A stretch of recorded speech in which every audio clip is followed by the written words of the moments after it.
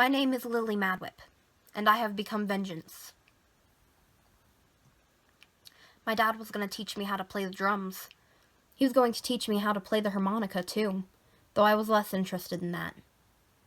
But he can't teach me anything right now, because he's lying unconscious in a hospital bed with tubes sticking out of his face and a bunch of fancy machines monitoring him. Mom and I stand beside him. She's crying and holding his hand. I wonder if he feels it and knows it's her. Can you recognize someone by the feel of their hands? Maybe he's dreaming that they're walking together down at Wolf Lake, where we always have family reunions. That's his favorite place in the world, I think. Mom's holding my hand, too, because right now the three of us are what's left of our family after Roger got mashed in a car accident 3 months ago. I hear her crying, but I'm not watching because I'm too busy keeping my eyes on the lady in black, Officer Flowers, who's standing across the bed from us, charred up like a human marshmallow by my friend Meredith. Whenever my family and I go camping, we make s'mores, and I love to cook my marshmallow over the fire until it's black and crispy on the outside. Then I squish it with the piece of chocolate between 2 graham crackers, and all the white marshmallow goop spurts out. Now I'm imagining squishing Officer Charmello between 2 giant graham crackers, and white goop oozes out of her. Okay, yuck.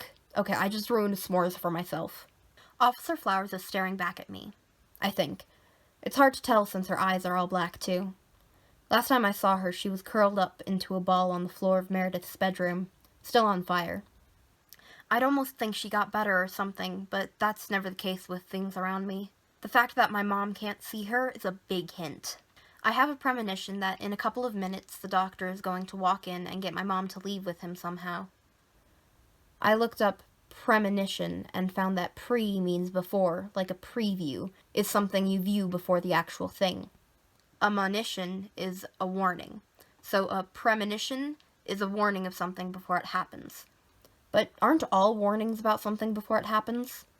You don't warn someone about piranhas after they've been eaten by piranhas. Unless that person is Jeffrey Baker or Lisa Welch. Then I'd be like, oh no, look out, Lisa, piranhas in the water. Oh no, too late.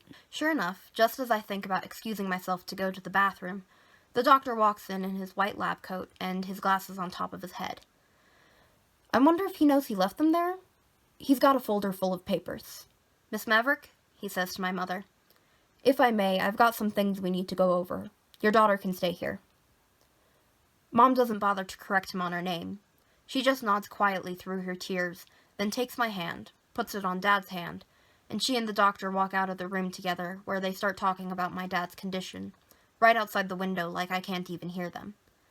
But I can. He's saying something about a medically induced coma and brain trauma. Trauma is never a good word in the hospital. They have a whole ward dedicated to it. Officer Flowers just keeps staring at me, so I stare at her back. I'm really good at staring. Roger used to always tell me to stop staring at him, so I made a habit of remembering to blink from time to time. I wish Pashkar was here with me, but I left him in the room with my stuff while they bandaged me for my broken ribs. Are broken ribs cool?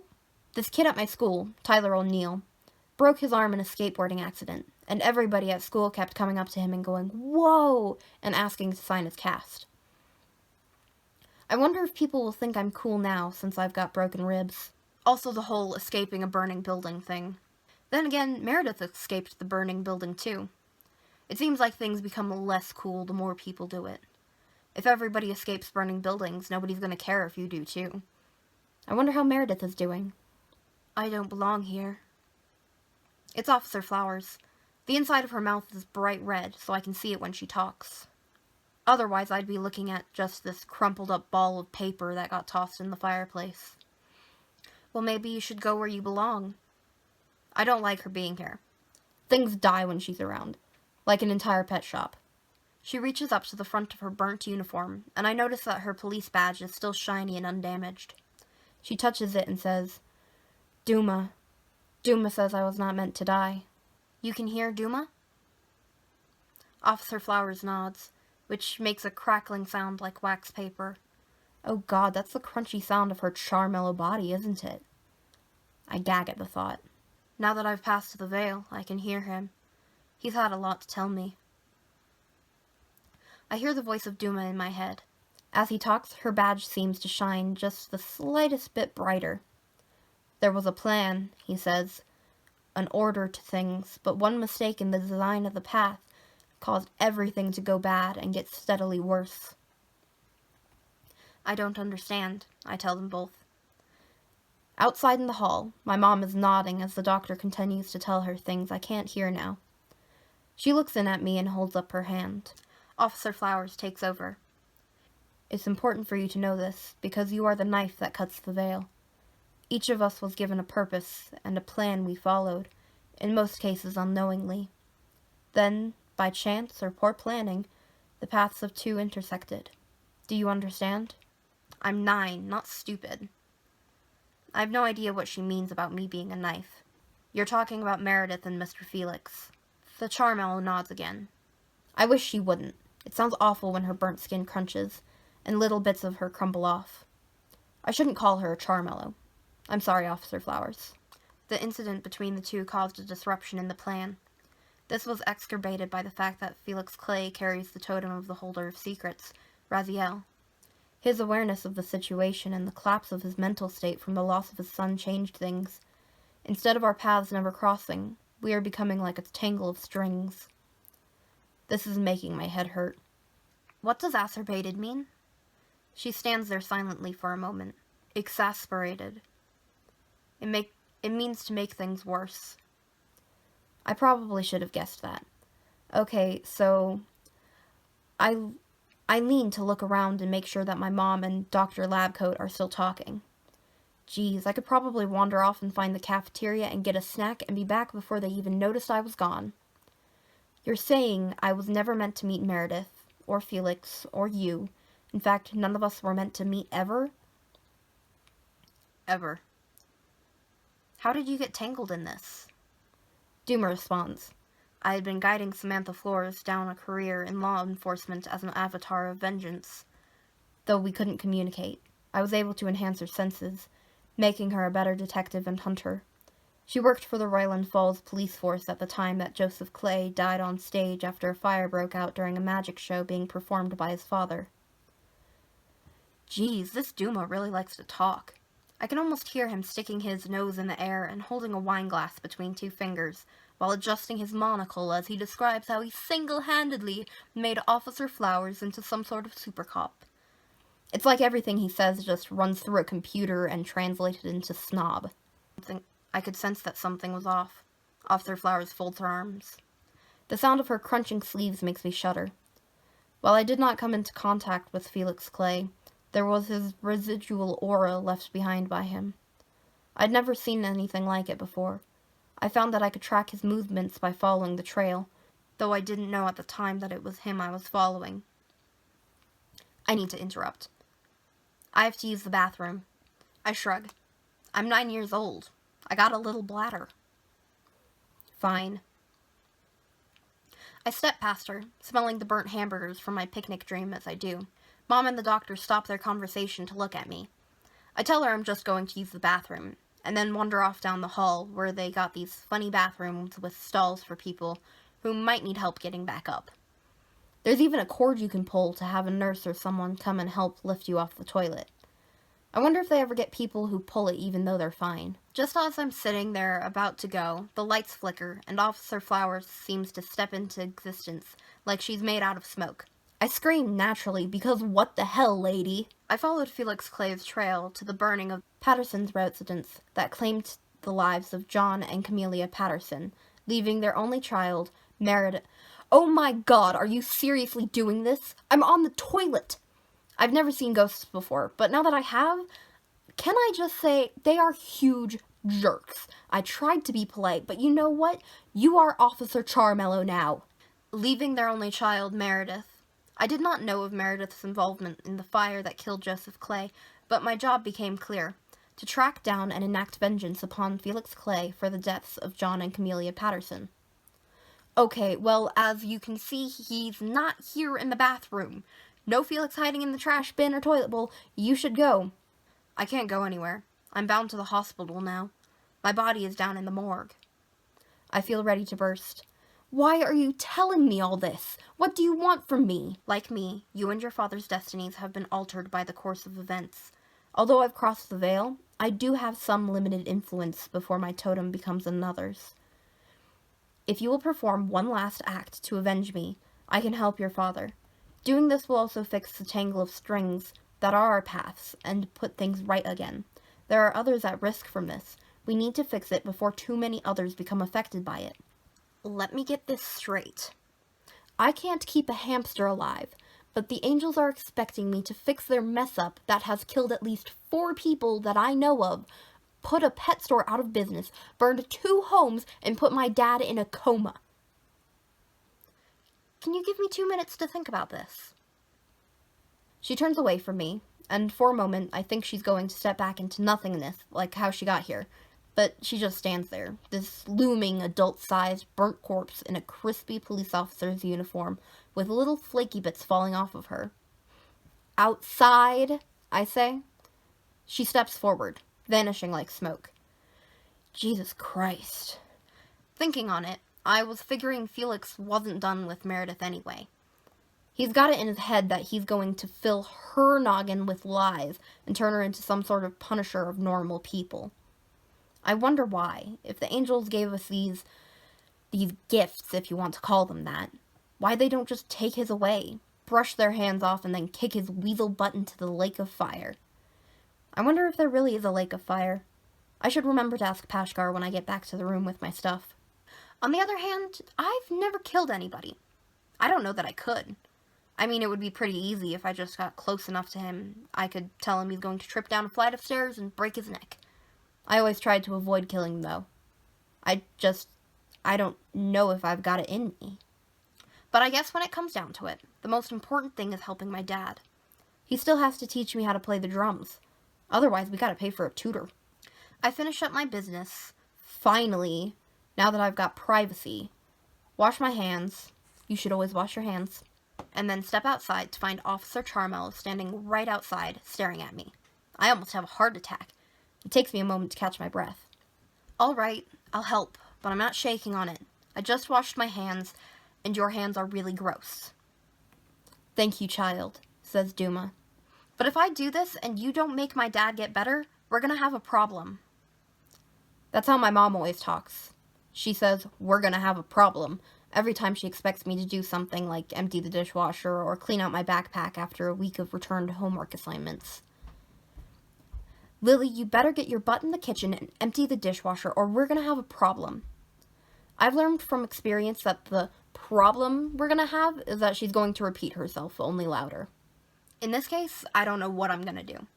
It's kind of an empty threat, but I hope she does what she promised. Officer Charmello reaches up and removes the shiny badge from her chest. She holds it out to me. Take this. It's my connection to Duma. Isn't that a ghost badge? I mean, isn't your real badge down in the morgue with your body? No one else will be able to see it, yes. Do you want to be seen carrying the badge of a dead officer? I can think of some kids at school who I'd score points with if I showed up with a dead cop's badge, actually. But not kids I want to associate with, and yeah, I get her point. Careful to avoid touching her flaky, blackened skin, I pluck the badge from her hand. The moment I do, I feel strange. The lights in the hall seem to get brighter, and the air becomes dirty. I realize that I can see the little particles of dust floating around. I can think of some kids at school who I'd score points with if I showed up with a dead cop's badge, actually. But not kids I want to associate with, and yeah, I get her point. Careful to avoid touching her flaky, blackened skin, I pluck the badge from her hand. The moment I do, I feel strange. The lights in the hall seem to get brighter, and the air becomes dirty. I realize that I can see the little particles of dust floating around, and when I breathe in, I can smell and taste what each bit of dust is, and holy hell, I am in a hospital full of sick people, and I can smell and taste them. There's a person in one of the nearby rooms, and they smell like fungus. Even worse, I suddenly become aware of other people in the hall. There's an old lady in a wheelchair leaning against the wall just a ways down from us. She stares at the floor and doesn't move. But I can tell she's not really there because she sort of fades in and out of my vision. Another one, a little boy whose face looks swollen and purplish, is sitting on one of these rolling hospital bed things. He's watching me, and I wonder how long he's been doing that. This is what every day was like for you? I feel a burp coming on, but it may be my tummy deciding to empty itself. I force it back down. This smells terrible. You now possess the power of Duma. You are an agent of vengeance. Officer Charmello seems to turn somewhat transparent, like she really is made out of smoke. You'll get used to it. I don't want to get used to it. I just want to kill Felix and save my dad. She starts to fade away. Her feet have already vanished. Her legs are trailing off like the genies in Aladdin. She would make a terrible genie. Unless you were wishing for nightmares.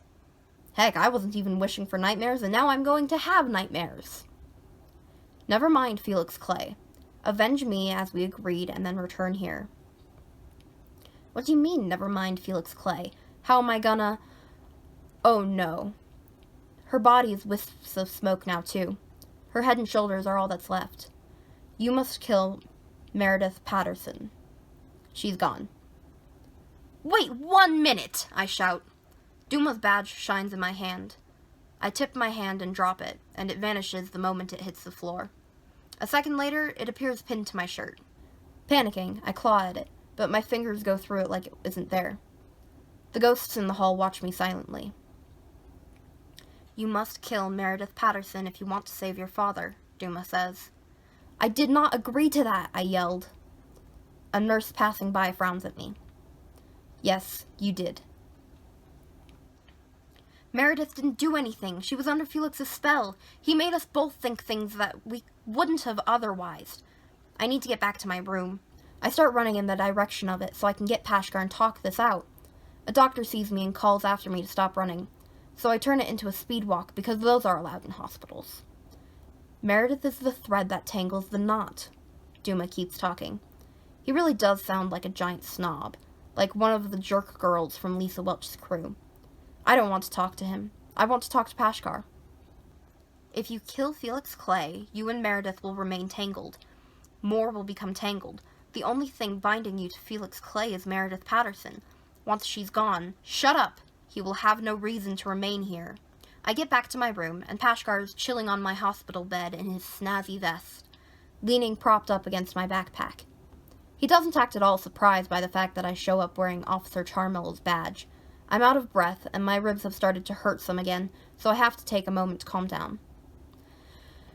Pashkar, I'm seeing dead people, and I think I made a bad deal with one. I know, he says. I warned you. I'm sorry that it's had to come to all of this. What do you mean? Isn't there anything I can do? Yes. Unfortunately, you must get rid of Meredith. I can't believe this is happening. This is a bad dream. Wake up, Lily, wake up. I don't understand. Felix is the real threat. He knows about you all and is evil. Why does it have to be Meredith? It's not our place to question the plan. This must be done to set things right. Any further deviations risk catastrophic consequences. Don't you want your father to get better? I don't want to do this. I want to make things right. But killing my third best friend is not making things right. Have any of you thought about how this is messing with my fragile mental state? I ask. I told you I'm sorry. I care about you. You know that. I'll always be here for you. You must do this one thing for us. I tried to guide you away from this outcome, but was unable to. I can only promise I'll never ask it of you again. If you don't do this, things will continue to get worse. I gather up my stuff. Hesitate picking up Pashkar, then sigh and take him as well. You better be ready to go with me to all of my new therapy sessions, because I'm definitely going to need one now. This is so messed up. By the way, how come I'm seeing ghosts? You told me when people die, they either go one way or the other, or sit in their bodies in purgatory. Duma the snob chimes in. Some people are never buried. They are cremated. A soul with no body to wait in can wander. Oh, shut up, you, I snap. We walk. I walk back to Dad's room in the intensive care unit. The doctor in the lab coat is gone, and Mom is sitting in the room next to Dad, holding his hand again. When she sees me, she stands up, comes over, and gives me a great big hug. I see you went back to your room and got your stuff. She kisses the top of my head. Yeah. And a little something more. I wonder if she notices that there's anything different about me. I notice more things than I ever have before. For one thing, I can smell her deodorant. There's coconut and shea butter in the shampoo she uses. Also, her heart is beating really fast. I can taste her hug. It's so unpleasant, but she feels warm, and I hug her back anyway. Your father is struggling, but they have some hopes of a recovery, she says. I can tell that she's lying because she uses this higher-pitched tone of voice. It almost makes her sound like she's a little kid. I can't explain how I know this. I just hear it and detect it. We'll visit and check on him every day until he gets better. I squish against her. Okay. Do you want something to eat? And then head home? It's been an awful day. I imagine you just want to get some sleep. Sleep sounds nice.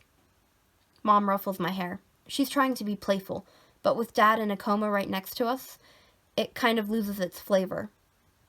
Tomorrow I'll take the day off and we'll go do some stuff. Just you and me. Sound good? I kinda just want to go to school, I say glumly. Mom looks saddened. Oh, okay. I understand. Sometimes it's easier to take our minds off of things if we just stick to our routines. Yeah, that and I have to kill a classmate. Hi there, and thank you for watching. Feel free to comment down below what you thought of the story, or if there's another story you want to hear. I really want to hear about your own scary or paranormal experiences, so please feel free to go to my Instagram or my email, both displayed on the screen, and tell me all about them. Thank you for watching, and I hope to see you again soon. I have to use the bathroom. She stands there looking at me silently. He stands there. This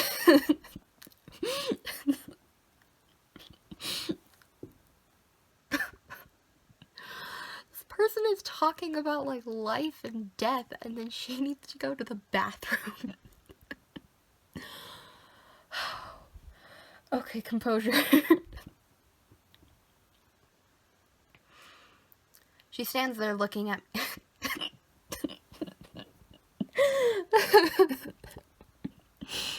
Oh.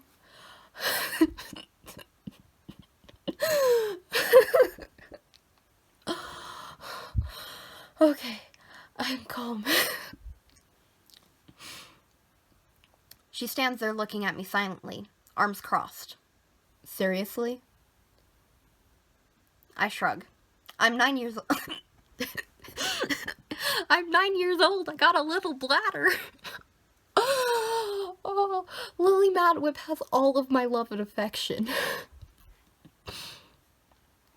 Oh my goodness. Okay.